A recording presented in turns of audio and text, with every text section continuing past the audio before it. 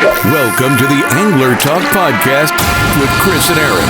Brought to you by FishingMagicianTV.com.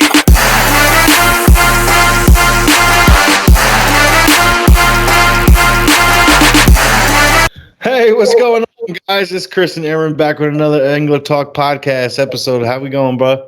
Good, man. It's been nice down here in Florida, I'll tell you that. I've been out on the water more and more, recently and caught some big hogs that you might have seen. And, just doing my thing, buddy. And I'm looking forward to these interviews. Soup.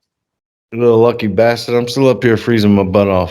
That's all right. It'll change, man. You got striper season upon you, dude, and I got snook right around the corner. I mean, well, snook's here, but I'm trying to make it they're just two dumb fish with lines. Yeah. But you let the cat out the bag already. We got a couple really good interviews this week. We got the striped bass trolling master king on here. Tony Maja is going to talk about some new products for the 2022 season. Right. And we also have Jake from Leading Lures. He sells some soft plastics for both salt and freshwater. And some really nice soft plastics, man. Even custom order soft plastics. So if you guys are having a problem finding them baits that really fit your needs, that's the guy to go to. I'll tell you that. Well, yeah, man. Well, we're going to get into it. But before then, if you're watching on YouTube, hit that like button, subscribe. It's not going to cost you anything. And if you're listening on Apple Podcasts, iHeartRadio, Google Podcasts, please leave a review and a comment and let us know what you think about the show. Maybe give us some ideas. If you want to come on, let us know. All right, guys, here we are with Jake Hass from Leading Lures. How you doing, bud? I'm doing good. How are you guys? I'm pretty good. Good. Yeah, it's a good night, man. So how's it going down there for you, and what's new in the world for you? Good. Sharp season's going to pick up here March 1st, so orders are starting to roll in. I am rolling out to the Bassmaster Classic because I'm a freshwater guy at heart. So I'll be going down to South Carolina for the week just to hang out, go through the expo, and and then come back and get right back into business. Absolutely, man. That's awesome. So what are you going to be pitching down there? I'm gonna be down there trying to buy some stuff. I do a lot of buying and sales and flipping and getting into the retail market a little bit. Okay. I thought you were actually fishing the tournament. That's why I asked that. A couple more years. That's good, man. So what exactly is Leading Lures? Explain to the people at home. Leading Lures was started by me junior year of high school. I targeted the tournament fishing guys. It's the bait you choose when you don't want to lose. Nice. That sounds good. It's a good slogan right there. Yeah. I put everything I can into the quality of the product because I believe that if you can catch 20 fish on a lure, it makes me happier than selling a product that's going to break down 1-2 fish and you're back in the bag reaching putting on another one. That's really good to hear because a lot of fish manufacturers, tackle manufacturers, they just want you to keep buying more and more baits. So the faster they get ripped up, the more they got to buy. And to hear a manufacturer say something like that actually tells me that you put quality and a lot of R&D into your products.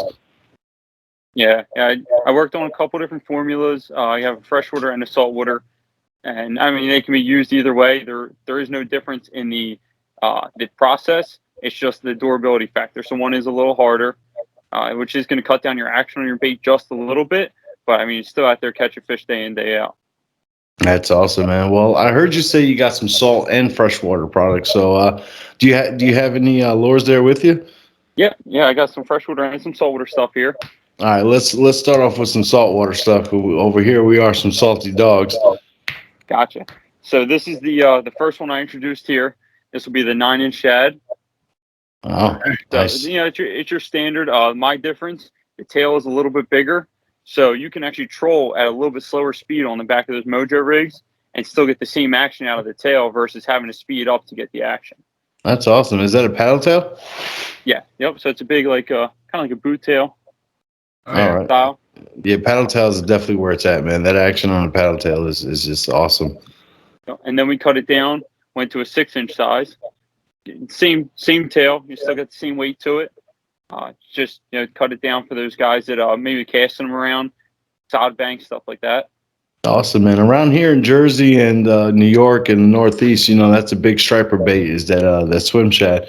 But also down there in Florida, man, a lot of guys like to fish soft plastics for fish like snook, and that's an amazing bait. Yeah. I got an order today for guy tarpon fishing down in Florida, down in Palm Bay. Yeah. Awesome, man. Palm Bay is right down the street from me, man, to be honest. And I tell you what, them paddle tails, man, it's a hard bait to kind of pass up when you're fishing like tidal currents and you're fishing like inlets and really, really like powerful moving water, because you don't have to do a lot of how do I say, you don't have to do a lot of like jerking around. You don't have to do a lot of like making your bait kind of act as if it's real, because that extra size tail on yours anyway will make it move. I mean, that's pretty awesome to see. That's awesome, man. Yeah, but well, you got anything else for saltwater over there? Yep. So I got the standard 5-inch, just regular swim shad. This has a thinner tail on it. Yep. So it might tear once you get into maybe like the bluefish, stuff like that. Oh yeah. But you're gonna get a lot more action slowing it down, and this you could crawl across the bottom or swimming on little jig head. Hey man, let me see that first one again, man. That was a real sexy looking lure. That's the 5-inch sand eel right there. Yeah, I would definitely put that on a bucktail, and that'll do some work. I can tell you that. Yes, yeah. Listen, I'll even tell you this. I was thinking put even like a worm hook, a standard worm hook on it, and skip it underneath the mangroves, man. I mean, to have that ribbed bait run out from underneath the mangroves, the action on that friggin' thing would be ridiculous, Yep. I know a lot of guys are big into like scent and stuff like that. Putting their extra scent on there, and when you put scent on that, you get in those ribs. It just stays on there. So that's what I was going to ask you. With your baits, are they like a majority floating, or do they sink? Like, because that's a big deal with me, man. I'm trying to find a bait that offers both, but primarily sinks. Like, I mean, floating is great for different applications, but I'm looking for something that kind of sinks. So, is there anything that yours kind of brings both of them worlds, or?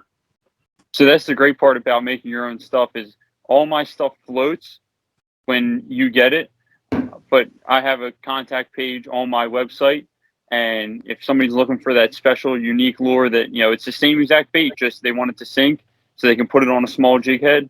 I have that ability. I can make stuff float higher. I can actually make baits float a hook. I can also make the bait sink like a rock. That's awesome. Mm. So That's everything floats standard right now. If you were to just order off the website, everything will float, which is cool on like a bucktail or something like that, where you're throwing at the bottom, the jig head's hitting the bottom, but the bait's standing up behind it. But yeah, for the other guys, it is possible just shooting a message over and saying, "Hey, I'm looking for something that sinks," and I can make it happen. Oh, you can make it right there on the spot. That's pretty awesome. Now, Jake, is that like is there going to be like a custom charge to the order if you're requesting something special, or how do you go about doing that? Most stuff, like you can add salt. A lot of guys like salt. Salt, I don't add on anything extra. It's just part of the process. For a lure that floats higher or sinks, it is a 50-cent charge for a bag, because I do a lot of freshwater stuff. So it's on a bag. Baits like this, it's only a 25-cent charge because you're going by the bait. Perfect. That's awesome, man. Yeah. So let me see what else you got there. Is that the end of the saltwater tackle over there? So we got one more. This is new. It's getting released right now. It's actually coming out this week for the striped bass guys. Exclusive. Woo! Ooh, look at that. It looks like a fluke. Might have seen this at the Oak Show. It's this is the 9-inch here, and then we're upgrading going to the 11-inch for the guys that really want to chase the big ones.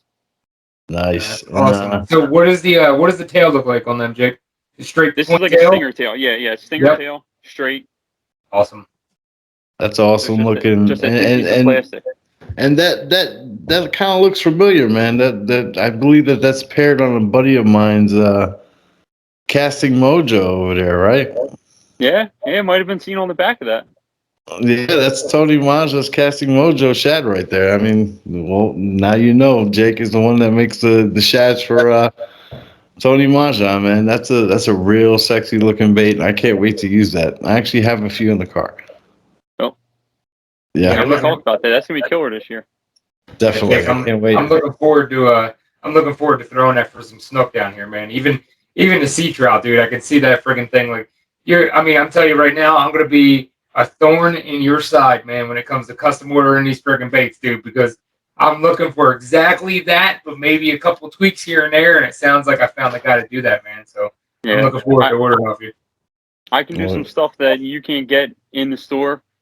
Some certain colors that you can't see, and even if it's something you used to see and it's not out anymore, I can definitely make it happen. I got about 60 base colors that I can mix and get out the color wheel, and we can dial some stuff in. Wow, That's awesome. 60 base colors, man. That's a lot to work with. Yeah, man. Hell yeah. All right, so I guess we're gonna switch over to some freshwater stuff. Let's see what you got over there now. Yep. So this is the hot colors right now. A lot of guys are using red for the freshwater. So there's a 4-inch meat curl.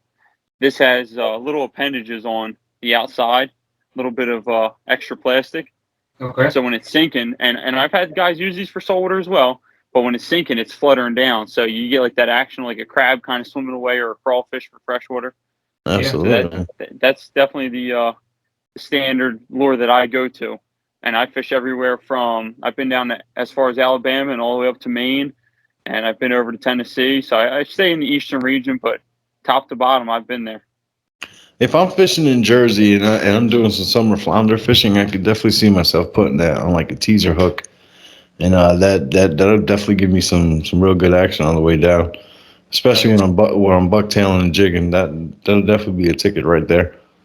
It'll even get out on that current and stand up on. You just have it on a hook with no bucktail hair. Trying to hold these back. You just get it on a bare hook and it'll stand out there and just flap in the wind like a flag. Nice. Hell, That's Jake, awesome. I'm even thinking, even up north in like Pennsylvania area for some smallies, dude, or running the Schuylkill for some smallies. I mean, that'd be friggin' amazing, dude. I mean, I that's usually the one place where I use the kind of crawdad or that kind of shape bait for small mouth, and that's a friggin' sexy color, bro. The two-tone with the little light orange and the red on one side. I'm digging that, dude. Yeah. We got What else you got over there? for the smallmouth guys. Little tiny. It's a familiar shape. Everyone's kind of got their familiar ones, but it's just a little tiny swim bait. And man, I get up in those New York lakes throwing this, and I throw more, the green and pearl or something like that with the pearl belly. Yeah. But you get some crazy colors like this sometimes. Those smallmouth can't resist it. Like those cloudy days or something like that, right? Yep. Yeah, I'm not really big into freshwater, even though this year that is definitely something I want to pursue a lot more. And trying to get dialed in on the way they feed and everything like that. And I believe that probably on like a overcast kind of day, that'd probably be the bait for you on a small jig head, right? Yep. There is a lot of bait fish as well that a lot of guys from saltwater have come over to freshwater and they take it quick and they learn in a couple of days because like blueback herring and alewives have actually been introduced into the freshwater lakes and big reservoirs, but they've been introduced and it's easy for a saltwater guy because they're just chasing the bait to find the fish. Absolutely. Yeah. No, Jake, I grew up fishing. It's a little town called Collins Lakes. It's like right outside of Williamstown in New Jersey. I don't know if you're familiar with Collins Lakes, but I grew up fishing all them lakes, man, and all them quarries back there, and even in Millville, some of the spillways in Millville, and I mean, it's just they have herring the what is it, the fish ladders for the herring for the spawns. I don't know if they're friggin' actually pumping water and taking care of the spawns anymore, but at one time these herring used to get up into these friggin' lakes, dude, and it was again exactly what you're saying. You try to match the hatch, and you're running, basically chasing a bait fish, So paddle tails would be friggin' amazing in that kind of area, dude. Even Mays Landing, man, in the spillway in Mays Landing. I mean, it's an awesome bait, dude. So what else you got over there, big guy? I got a couple more crawls we're looking at. Just a smaller version, more finesse stuff like that. Yeah. And then when we do introduce the salt, grab one right here. This is where salt comes into play. Salt is there to make a bait sink. That's the purpose of it. So this is a 5-inch stick bait. Everybody knows that's where the freshwater guys start out at. Everyone starts throwing stuff like that. But salt is also there in other baits just to deteriorate it. It's a cheap product. It's a cheap additive. It's a filler. So everybody knows when you put salt in water, it dissolves. When we put salt on the inside of the bait and you throw it in the water, it's going to break down easier. And they're the baits that you might be throwing, couple casts, one fish bites it, and you're putting on a new one. You're getting some real inside info right here. Yeah, hell yeah, dude. To the way some of these bait companies really screw you up, but that's some really good info right there. Did you hear how quiet I was, Jake? Taking all that friggin' in, dude. I was like, my brain was catching that. Chris, my mind is going back to all these friggin' Cincos and shit that I've thrown over the years, man, that have literally turned into a wet noodle on my hook, and I'm like, that's it. That's it. This guy knows it. Wow, yeah, that's awesome. That's some really good knowledge right there. Yeah. Yep. Yeah. The Senko and stick bait style, you need the salt, but you don't need an overabundance of salt. You need enough to make the bait sink, but not enough that you hung it up on one little tree and now the bait's gone. Right. I hear you, man. So I've seen on your website you sell terminal tackle. You sell mainly soft plastics. Is your game in the future? Are there any hard baits right now, or is that something you look forward to doing in the future? Hard baits is a tricky industry because in order to produce your own, you're looking at 3-4 years of custom design, and then you still get compared to the next thing. Yeah. And it's always there, and that's part of the fishing industry. If you look at any of the big companies, is you're always representing and always resembling another lure. Yeah. So it's hard with the hard baits because the upfront cost of designing it, getting your own molds, having a good painter. So I try to stay out of that one. Jigs is a little easier because you're just you're doing a lead head like everybody else is. There are some designs that are better than others for certain situations, but that's something where you can mess with the colors a little more and get technical and match your soft plastic with it. So it's more complimentary for me. Hard baits kind of takes you in a different direction. I totally get it. And, there are a lot of companies out there that get accused of stealing designs and stuff like that. But, like, how many companies make a Senko? And we can say that every single one of them has stolen the design from Gary Yamamoto. Yep. It's just, look, everybody has a certain, like you just said, there's a certain science to the way certain baits are made. And, yours might have a little bit more oomph in it, or this guy might have a little bit more salt. This guy's colors might be a little bit different. But everybody has something a little bit different that is going to work, either better or depending the area or the conditions or whatnot. And some of these baits that you showed me, man, especially that second bait you showed me, it looked like a sexy swim shad. I really like that the rigids on it. I like the way that I'm pretty sure I know that the way that exactly that would swim and bounce off the bottom, and I can tell that's definitely good bait. Yeah, and that's something where your durability comes into play. Is you might have a very close resembling lure to somebody else, but if you're buying a pack for $8 somewhere and $6 somewhere else, and you're running through $6 packs all day, but you're only using one of those $8 packs, well, you might want to pay the extra $2 to fish with them for a month instead of a day. Absolutely, it's quality over quantity, in my opinion. Yeah, and Jake, you know what kind of sets you apart from a lot of people too, man. And I'm sure other companies may offer this. I know a lot of them don't, but what sets the leading lures like apart for me is the fact that I can call you, message you, email you, and we can custom put together what works for me. You know what I'm saying? It's not about you selling me something that I like over a color and that's all you freaking got. It's the fact that I can custom craft something that literally meets my needs, man. So that's huge, dude. To have something like that to offer nowadays, dude, when, like you said, everybody's carbon copying a freaking Yamamoto, like I'll take you any day of the week, dude, when I can custom make my baits, man. Absolutely, yeah, I appreciate it. It's good to hear. So, hey, man, thank you for coming on, and good luck next week down there in South Carolina. Hope you do great. And I will leave it in the description down below, leadinglures.com. You can check Jake's Baits out and order anything you like or get in touch with him. Maybe do something custom. Give me that slogan one more time. This is the lure you choose when you don't want to lose. There we go, baby. All right, man. Thanks for coming on, brother. Tight lines. Thanks, you guys. Jake. Appreciate it. Of course, buddy.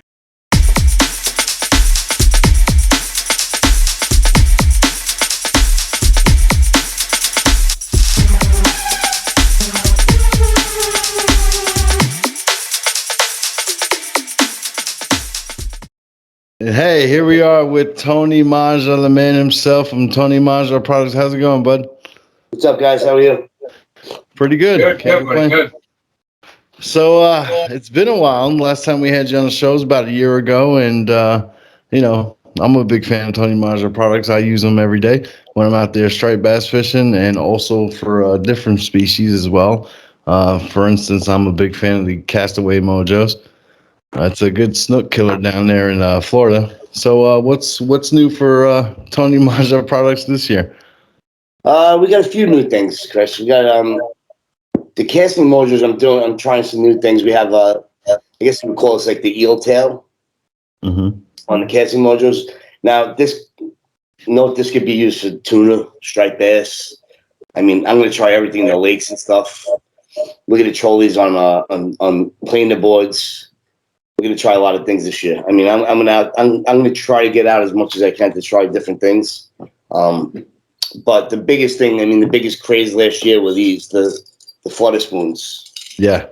Which we changed a lot of things on them. We made some all of the stuff we have now is I have a five-time strong 5.0.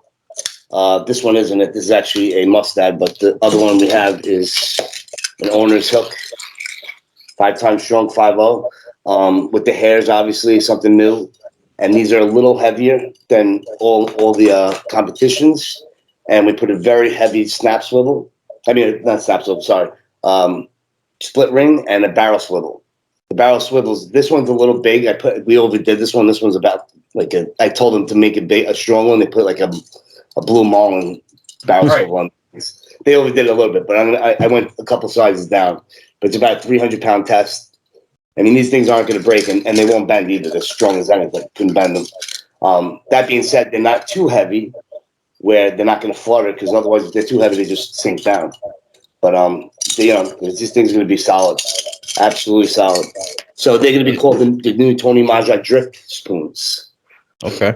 DRIFT. My English is terrible. So no, I saw that. I saw that on the website. That there's going to be drift spoons. So is there a technique, Tony, that you like would either tell the followers or tell the listeners how to use the drift spoons? Is it more primarily like a casting spoon, or are you going to be just taking a drift in wide open area and drifting the spoon behind the boat, or how's that going to go? I personally like to keep it close to the boat. The further, I mean, the one thing people have a problem with is when there's a current or fast drift. Obviously, that's why I call it the drift spoon. Yep. Because the actual scope in the line is going to take your not only action away, but it's going to take your control away from the thing. So we want to keep it. So I drop it straight down. You pull up. Usually we're trolling. You find the big body of fish. Pull out a nice little spinning rod or whatever you feel comfortable with. You drop that. I mean, you don't need a spinning rod, but I mean, if you want to have fun, a lot of these kids like light tackle. They want to fight one fish for 45 minutes. I personally, want to fight 100 fish after 45 minutes. But, you drop it straight down. You drop it to a certain depth. If you're around structure, don't hit the bottom. Try to stop it before the bottom, because, I mean, I could tell you hit the bottom and then reel it up, but you're not going to be able to come up with anything. You're just going to grab the bottom, especially with treble hooks. We tried single J hooks. I tried a couple things. We even tried one where I forgot what they call it. It's 2 hooks instead of a treble. Yep. You know what it is? These things are spinning so fast. You miss fish. You miss a lot of fish. Personally, I don't like treble hooks, but unfortunately with this, it's the only way to go. With the action of these things, it's not like with the bunker spoons. They're staying. This is how a bunker spoon would swim. Stays like this. The hook is always up like that. So no matter what, when they hit it, that's sitting there. But with a flutter spoon, it's spinning. And it's spinning sideways. So they could come and grab it this way. They miss the hook. There's a lot of different ways. The treble hook definitely is going to help your chances. It increases your catch rate a lot more. Without a doubt. I mean, I like I said, I hate treble hooks. Unfortunately, it's the only way to go right now. It really is. Yeah, you got to try to think something else in the meantime, but I mean, for now, that's what we're going to do. But you try to drop it to the bottom, a few cranks up, and then let it down. When you're letting it down, it's going to turn. This is how it's going to actually spin sideways. Like this. It's going to flutter down. And, that the reflection and the turbulence of the spoon, just like a bunker spoon, is going to attract those fish. Now, you'll feel them hit, so you don't want to have I see people all the time, like, they pop it up, and they keep their rod tip up. Now, when you get a hit, where are you going to go? Behind? I mean, you have to keep that rod tip close to the water. That's the first and foremost thing you have to do. So you have to be ready to set the hook. I mean, that's basically what this is. It's going to set itself half of the time. A lot of times when it's coming down, they grab it. Once they grab it, the treble hook's in them somewhere, you know. But you know, you set the hook. You don't have to kill the fish and whack it so hard you rip their mouth off. You know, just nice little lift. That's it. Fish on.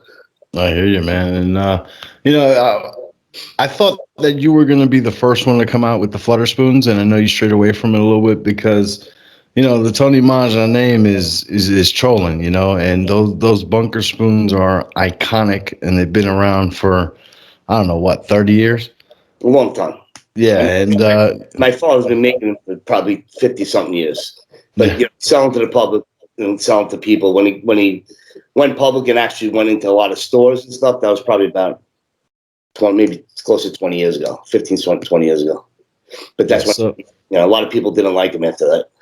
Yeah, so expanding the product into doing more things, especially something like that. I mean, the flutter spoon is not only good for, you know, just striped bass. I mean, I can see a lot of guys in Florida using that for, you know, stuff like tarpon, even some big fat snook down there.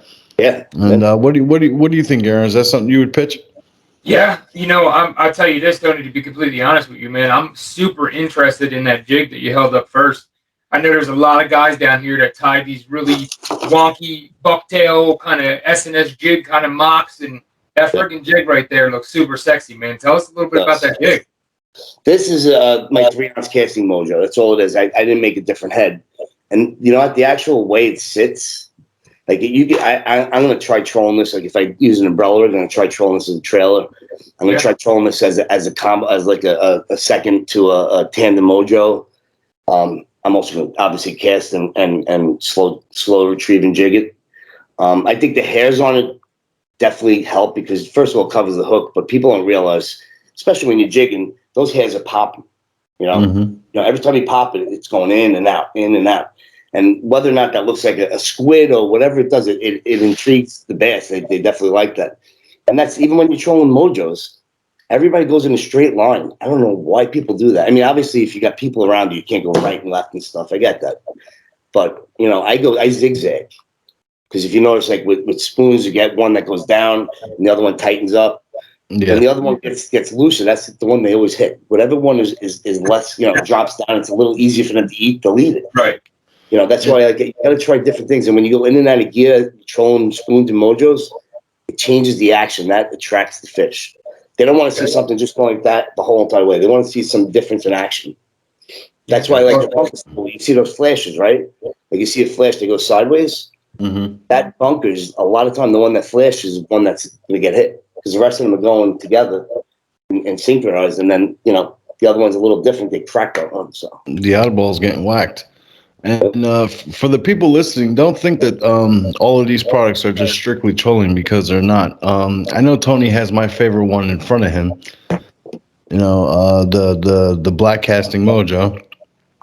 You can fish this easily from the surf, guys. Last year, the biggest striper that I had caught last year was only about a 42-pounder, and it was off the surf, using that one exactly in his hand right now. Cast out, jig, slow retrieve, jig, slow retrieve, and it got whacked, and it gets whacked hard because it represents kind of like an eel, especially when you're fishing at night like I do. And you know, these products are great. They're very, very durable. They're made well. They're not made with anything cheap, and they will last you a lifetime of fishing. That's for sure. Yeah, and guys, you know, it's like a science behind this. This man's father. I mean, the following that they have alone that fishes this man's product and his father's product is like, it's astronomical, man. I mean, it's been put to the test.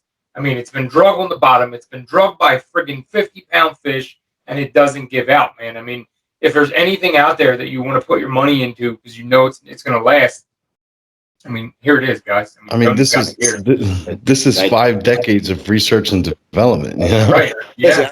Listen, guys. I'm still learning as I listen to everybody because you know what? You learn something new every day. You cannot know everything. Nobody knows everything, and there's a lot of customers that come up to you. Hey, this is what I do. I try it. You know what? A lot of them are onto something. Like especially with the flutter spoons. Like sky's the limit. We can do a lot of these things. And I didn't learn them all from making mistakes. My father taught me a lot.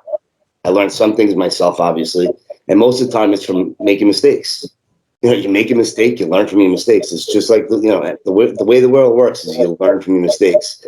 And believe me, we made a lot of them. A lot of them. I will tell you this, man. The whole bunker spoon tandem mojo rig, that changed the game for me in South Jersey, man. There was a great time there, early 2000s, where people weren't trolling bunker spoons and mojos, dude. Like, it wasn't heard of. Like, when one of my good friends brought a rig out, I don't even know if it was your guys or if it was something he got up north, but it completely freaking changed the game for us. I was so surprised when nobody else was catching, a big bass on, spot or eel or, doing friggin' anything they were doing. We were trolling that friggin' bunker spoon. I learned spots and stuff. I learned that from Southern Jersey guys. I didn't even know that existed. I guys find spot for like $5 each, live spot. Yeah. Like, wow. Yeah. I mean, desperate, bro. I used to catch in my father's backyard. We had a pen in the backyard. We had about 50 of them. And I was like, this is 8 years ago when I was young. I was like, you know what? I'm going to sell them. And I went the next day to go see if they were all still alive.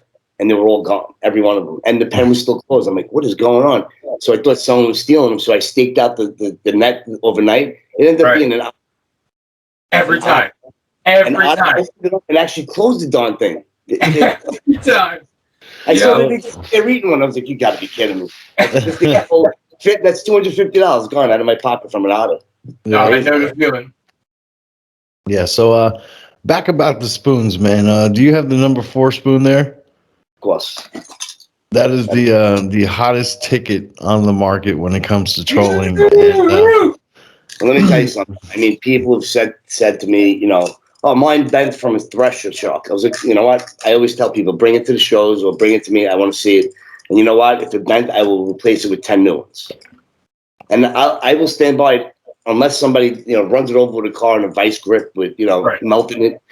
They're not gonna show me a bent spoon from a thresher. I'm sorry. These things are indestructible. Indestructible. I mean, I couldn't bend it with my bare hands if my life depended on me. You could pick up a 50-pound fish like this; it'll never bend. I mean, they're not made by stamp. They're actually melted and molded because they're too thick to be stamped. This is the new color. This is one of the new colors, the gold. And now this year, I mean, this is one thing that I pride myself. We did, if you see it up here, we put a new painting process on everything. Now, if anybody knows stainless steel chips, after it chips, it flakes off. It's like a nonstick pan if you think about it. Yeah. Put something on, it comes right off. The stainless steel stops it from rusting, but also stops everything else from adhering to it. These are electronically electroplated type. That's what it is. So it's a negative and a positive charge. I dragged this from the back of my truck for 5 miles trying to chip it. I swear to God, I really did. My father got mad at me for doing it, but the keel was actually melted off, and there was no chips on it. There was no scratches of chips. That's what I call R&D. Yeah. That being said, a lot of people buy new spoons because the paint comes off it. I guess I'm not going to be selling new spoons to those guys. So. Now, there is something I wanted to bring up for the Florida people, and I know that there is a lot of Florida people that watch this show because my analytics show me that. Now, trolling is a big thing up here. Also, it is in Florida. But trolling for wahoo, a lot of people don't know that your spoon is probably the only spoon on the market that can be trolled between 15 to 20, maybe 25 miles an hour. And I honestly believe, look, I don't bring you guys BS. I only promote on this channel and on this podcast stuff that I actually use and stuff that I know that works. So, like, if you're one of those people who love trolling for wahoo, I dare you to give this a shot. I guarantee you, your position on fishing for wahoo will change. I can guarantee that. So, Tony, tell us a little bit about that, man. The high speed troll, man. Your spoons are geared for that. You know what it is? I always tried to figure it out because when I was young, my father, when he made them at stop signs, we bent them and everything. Once you reach a certain speed, they would spin. And once they spin, you would have to stop the boat 100% or reel it in and reset it. Like, you couldn't just slow down and catch again. You would have to stop the boat, let it drop, and then pick it up. Or, like I said, we used to reel it all the way in. There was no other way around it. I'd never got mine to spin. I guess it might be the shape and the weight of it. Might be the center keel. I don't know. Honestly, I would have to think it's the shape more than anything. because the ones we used to have were much more rounded off. These are obviously a lot flatter, as you can see. There's not much of a curve. That's what keeps it a nice short sweep. So the only thing it's going to do, instead of doing a long sweep like that, it's going to do a short sweep as fast as you go. It just gets more narrow, but it doesn't spin. So it still looks like a fish just swimming faster. That's all it does. Absolutely, and especially for high speed. Wahoo want that speed. They want, Yeah, absolutely. I mean, those things are fast. Oh yeah. That's my favorite color, man. That's a killer right there. People are afraid of black, Chris. They really are. Everybody, nighttime they want light colors. They want glow in the dark. Match the hatch, man. Keep it dark. Yep. Yeah, it's one of my go-tos, Tony, in my bag, man. Like even with like my finesses, it's super hard. We have a gentleman that we had on here a couple episodes ago, and he makes an all black finesse or soft plastic. And I was telling him, same thing I'm telling you. It's super hard to find in stores nowadays. You'll find a couple makers here and there, but a black is a go-to in my boat or on my boat because, again, when the water's super cloudy and nasty, dude, like I go for the darkest friggin' bait I could possibly find. You know what I mean? Absolutely. That shadow is going to attract the fish. From the beginning, it always does. It's in light colors, clear days. You want light colors. If it's bright out, you want to do the opposite. You would probably think because you would think light colors do something that contrasts the dark. You got to remember, these fish are looking from below. They see silhouettes. And, at nighttime, it's a lot lighter when you're looking up than looking down. A lot lighter. Right. So that dark color contrasts the light. I mean, it makes sense, but at the same time, fish don't see what we see. Mm-hmm. We see glow in the dark. They may not even see colors for all we know. Right. Exactly. Striped bass. Hey, you see colors? How's green look? They're not going to answer you. I think they answer my father. I think that's why I knew so much. Don't answer me. I try every day. So Senior must be the fish whisperer. Dude, and like on Deadliest Catch, you smell. That guy Phil used to smell like the crab farts or something. I remember that. I do. And he was always right. He goes, "Oh yeah, I can smell." And my father would smell bunker like 20 miles away. Jesus. I got a nose for that. I'm like, "Dad, how did you know?" He goes, "I smell it," and he was always right. Like what he knew exactly where. I don't know. That's awesome, dude. Because Tony, I got a nose for that, man. Like you could ask one of my good friends, Jim. We're out in front of Atlantic City one time, and I'm like, "Listen, it smells super fishy right now. Like I know there's bunker pods somewhere, and sure as shit, not even a mile offshore, probably a football field full of bunker. You know what I mean? Listen, you can smell them when you're right up on them, but I mean, when you, that's a gift what you have. I'm telling you. Yeah, man. Yeah. What you call it? But hey, a couple days ago, I saw something on your TikTok. Tony Maja rod versus a whale. Yeah, I don't want to get somebody in trouble. Yeah, so they're trying to retrieve the spoon. They saved the whale. Obviously, the whale didn't eat it. I mean, maybe the whale did eat it. I don't know, but the whale ate a person too. So that's why my son won't go fishing. Right. Son's got to be afraid of whales. I mean, he won't go fishing now. That guy comes on the news. He got eaten by a whale. He goes, "See, Dad, they eat people." I was like, "No, they don't, Anthony." No, it's straight horseshit. And that's all we needed to see. But that's crazy. Somebody years ago, and the guy was fighting. He was pulling the boat back with the rod, trying to get the spoon back. I'm like, "What is this guy doing?" I mean, you're not gonna. What are you gonna jump on the whale's back and grab it and rip it out? I mean, I'm not gonna do. But hey, but the interesting part was the rod did not break. No. I had that one with the thresher too, and the guy locked the Penn Senator, and the rod's bent to the water like I'm not even a U, like even almost like a V in a way. Wow. And it didn't. I couldn't believe it. I mean, listen, if you take care of anything, I don't say don't lock your reels and take the drag off. You gotta have drag. I mean, no matter what, there's not a tuna rod that can hold anything. Right. No rod is indestructible, but these things are pretty. You take care of it. Yeah. They'll last. I mean, and the more you break it in, the better those rods are. People don't realize they break in just like a hockey stick. 5 years old gets better, and better with each. Yeah, absolutely. I've seen them and I've used them, and great products, man. I love it. So Tony, do me a favor and tell the listeners a little bit about the rod and reel combo setups. Like I did a little research before the podcast, and like all I knew you guys primarily for, and it's my own ignorance, dude, but all I knew you guys primarily for were bunker spoons, the casting jigs, the mojos. I heard you guys had freaking reels and rods, dude. Again, anything that you guys have put out has stand the test of time, dude. So my immediate, like a kind of curb appeal went right to the reel and rod setups. Tell the listeners a little bit about them. Well, the reels we did with that for now, just for now, because getting parts and everything else, and you know what, reels are very tough because if the person doesn't take care of it 100%, I mean, you know, as anything else, saltwater will wreck it. And most fishermen, to be honest with you, I'm subject to this all the time. Believe me, I'm my worst enemy. Like, they throw their stuff in the corner, fishing stuff in the corner. I do it myself. You go in my garage is mayhem. You know, I get spoons everywhere. I got mojos hanging off the walls. My kids have them in their head. You know, it's crazy. But the thing is, people have to take care of them, and fishermen don't take care of anything. I mean, listen, there's definitely the exceptions to the rule. My father is the most meticulous person in the world. He used to make me let out all the line, reel it in with 3-in-1 oil.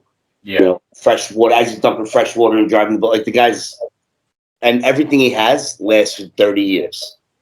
Everything. I mean, nothing breaks on him because he takes everything. Me, I'm too fast for myself. I'm always doing something else when I'm thinking ahead before I even finish the first thing. Like, I'm always, I'm always on the run. Chris knows. I mean, But the rods are actually a thing, right? So the reels you guys held off on, but the rods are actually. We had the two of them. We had the spoon rods, which are the older ones, and that's the most popular ones. And listen, the main thing people don't realize, bunker spoon trolling. My father would turn away people from spoons, buying spoons, if they didn't have the correct rod. You're not going to be listen, you will catch fish. I'm not saying you won't. You're not going to be as happy. You're not going to have the same success rate because the action of the spoon is all because of the tip of the rod. The tip of the rod is giving that action. If that restricts the spoon, you're not going to have the action you need. So my father designed from an old, I don't know if you guys remember Harnell. They were Harnell rods. That's the same rod that we have. You know, they were custom-made rod years and years ago, and the guy's been out of business for a long time. But those rods were like $600 custom-made back in like the 80s. Goodness. Who knows what they would be now, like thousands of dollars. Right. But it was a 12-foot rod, and we cut it down. It was a surf rod, actually. And we cut it down, and we made it into a bunker spoon rod. One of his good friends, made a bunker spoon rod for him. And let me tell you something. These rods are, I mean, they might be a little too much spaghetti. The whole rod vibrates. You want that backbone in the middle to be able to fight the fish. You can't have that rod bent like this with the 30-pound fish. You can't. Right. So they have a lot of strength in the middle of it, the foregrip, but the tip of it is spaghetti. I mean, that's what you need. And it's without that, you're not going to have the same success rate, 10 to 1, with the regular rod.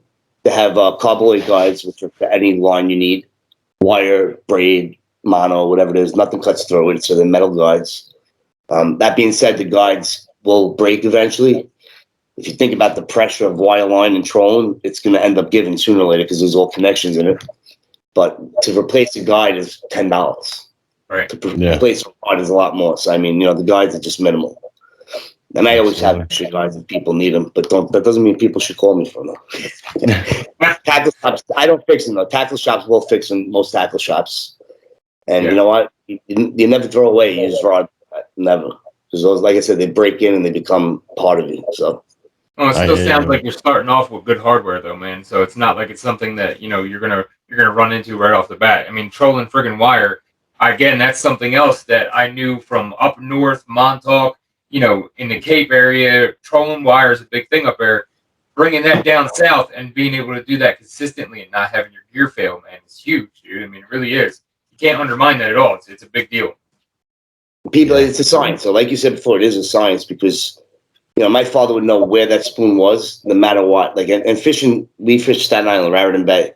Yeah. And even back then, a lot more, the ground's changed a little bit, but you go from 15 feet to 30 feet up to 10 feet. Like, you get so many things in that water besides, boats, sunken boats, trees, houses, God knows what else is in there. Right. People, he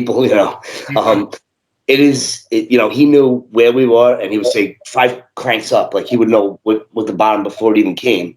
And this is without, navigation. We didn't have all the technology we have. We had a compass, I think. That was it. Right. That's what we had. I mean, the phones. That's why everything was kept a secret back then.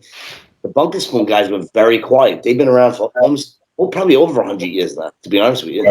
Wow. Since the 20s, probably early 20s, if not earlier than that.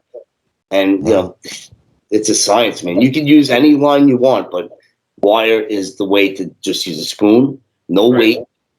And listen, people try every day. They put a big keel on top of it. They cover the whole spoon with a keel, or they have a heavy keel. It takes away the action. You're going to catch fish. You're not going to catch as many fish as the next guy, as a guy doing it with the wire. You don't fix it if it's not broken. That's what my father taught me, you know? Right. Exactly. The remedy is there, so keep it going. Listen, there's a lot of people that hate wire, so I did the Mojo spoon combo, which works perfect. It does. You know, use a 24-ounce Mojo in the front and then a trailer spoon. Works great. It does. But that Mojo is going to restrict that spoon a little bit. It really is. Yeah, I've tried it out, and me personally, I'd rather just fish the spoon itself, because just the action that it gives off is perfect, and you don't really need more than that. But there's no way to tell. You can't tell how fast, because the speed you go, everything's very important. All the things are very smart. Like you have to know the tip of the rod. You watch the tip of the rod. Yeah. That's how you know the speed. People ask me, how fast do you go? I'm like, you can be going into the current, with the current. It changes every day. The seas. Yeah, I know that's like the number one question you always got. And you know, when I had my boat over here, a lot of people were asking me, how fast are you trolling it? I said, you just got to look at the rod. When it's doing that nice little, that's exactly what you want. Like that, yeah. One day it could be 2 knots, another day it could be 5 knots. It's just all about the conditions. Yep, and the current is huge, plays a huge part. I mean, wind too. If you're going into the wind, it slows the boat down. Waves slow the boat down. Changes the look of the spoon every time you hit a little bump. And there's a lot of things that play into effect. I mean, if it's a flat day with no current, God bless you. I don't know anywhere in the world that's ever like that. You know? Yeah, right. Especially not here. I'll tell you that much. Especially recently, days like that are only happening when we're all working. You know? Of course. Yeah. Our days off, it's like freaking monsoon weather out there. Yeah, but you know what? That's the best day for stripers. Anytime there's a bad weather, when it's a nice day. Yeah, they like that sloppiness, man. Listen, you'll hear me say this all the time, and I'm like, man, listen, if we were back home right now, I'd be out there catching hell of stripers. But sure as shit, I'm here with 15-mile-an-hour wind and chop, and everything's hiding in the mangroves, dude. It's unreal. It's different. Yeah, you know, you're right. For stripers, a different type of, they're a different breed. They like that turbulence. I think tuna do too, right? I mean, tuna like that turbulence. They love that slop. Yep, absolutely. I mean, they don't like a ton of turbulence from boats. They get spooked pretty quick. But I mean, they get spooked this year. I'll tell you that. There's 10,000 boats out there, and people still catching giants. I can't believe I missed it, man. Can't believe I missed it, Tony. Like that was literally what took me over the edge of being like, I'm going back, dude. This is it. I'm freaking going back. Like, you know, when you come back, you're on for good, though, right? You're not going to be here. You know that. I know. That's why I'm not making tuna jigs. You kidding me? If I make a tuna jig, they're going to put a moratorium on me. Right. Oh man, well guys, Tony, thank you for showing up, man, and explaining all the products. And if you ever want to look up Tony Maja products, you can visit TonyMajaProducts.com. There will be a link in the description below. And thanks again, man. I know you have a super busy schedule, taking the time out and talking to us, brother. We appreciate it. Yes, I do. Thank you very much. It's been awesome. It was a pleasure, bro. Peace. Oh man, and that was a good couple interviews we had there. Aaron, what you thought about that? Yeah, I think I got a bunch of new baits to order. I think I got a bunch of new spots to go out and try and fish. And I'm telling you what, I'm trying to get back to New Jersey to troll some of these damn bunker spoons ASAP, dude. I am souped about getting on the water with some of these products for sure. And I know that flutter spoon, man. When you get it in your hand, dude, promise me you're gonna go target exactly tarpon with that. And I'm about 100% sure you're gonna catch a freaking cow on that thing. Yeah, again, not even just the flutter spoon, but even the casting mojos that this man's coming out with, dude, are like, it's just the next top notch from a badass bucktail. So it's what you want out of a bucktail that you're not getting into one of these casting mojos. You know what I'm saying? So I'm looking forward to getting my hands on some of these products. I'm looking forward to putting them to the test as they've already been put to. So I mean, proof is in the pudding, guys. Proof is in the pudding. Yeah, and to be honest with you, man, when springtime hits, I'm gonna do some largemouth bass fishing, and you know, a couple of those swim baits that Jake showed us, definitely want to give it a shot. Yeah, and even the creature baits, Chris. I mean, I'm telling you, my favorite way to fish for largemouth and even smallies, I mean, even some of the big yellow perch, are with the creature baits on a jig head. You know what I mean? Like, cast them at the bank, you retrieve them slow. I mean, creature baits are always my go-to, especially up there in the Delaware swamp, that little area we were talking about. That's my go-to bait up there, man. So he's got some nice baits. Jakes knows what he's doing. Absolutely, man. Well, we're wrapping up for this week. He's Aaron. I'm Chris, and we're out. Tight lines. See you guys.